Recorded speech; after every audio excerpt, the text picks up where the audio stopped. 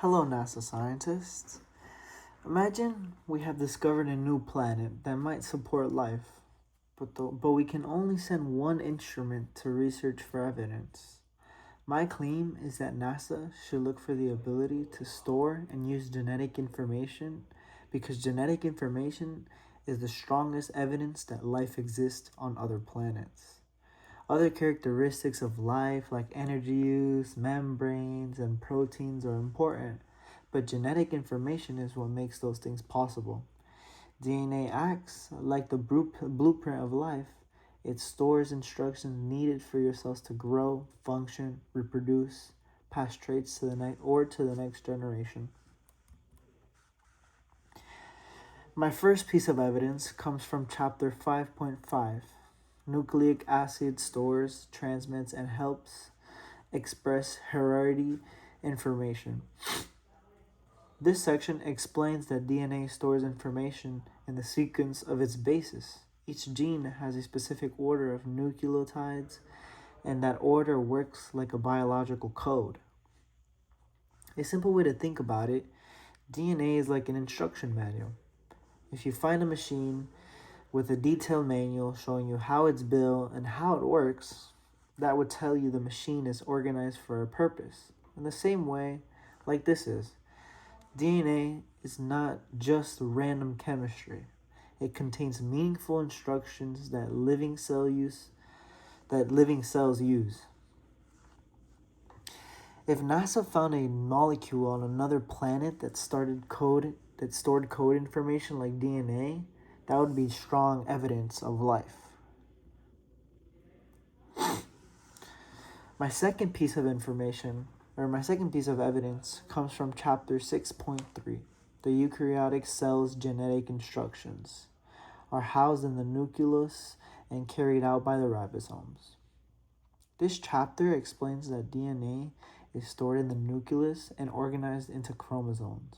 Then ribosomes use these genetic instructions to build proteins. This is important because DNA does not just sit inside the cell. The cell actually reads and uses information. The nucleus protects the genetic code, and the ribosome helps turn that code into protein. Those proteins can become enzymes, structures, and other molecules that help the cell survive.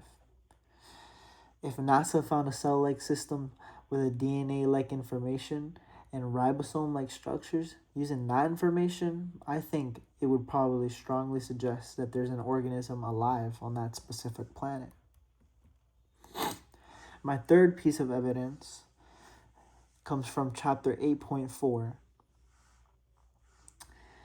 Enzymes are proteins that help chemical reactions happen fast, enough for life to continue.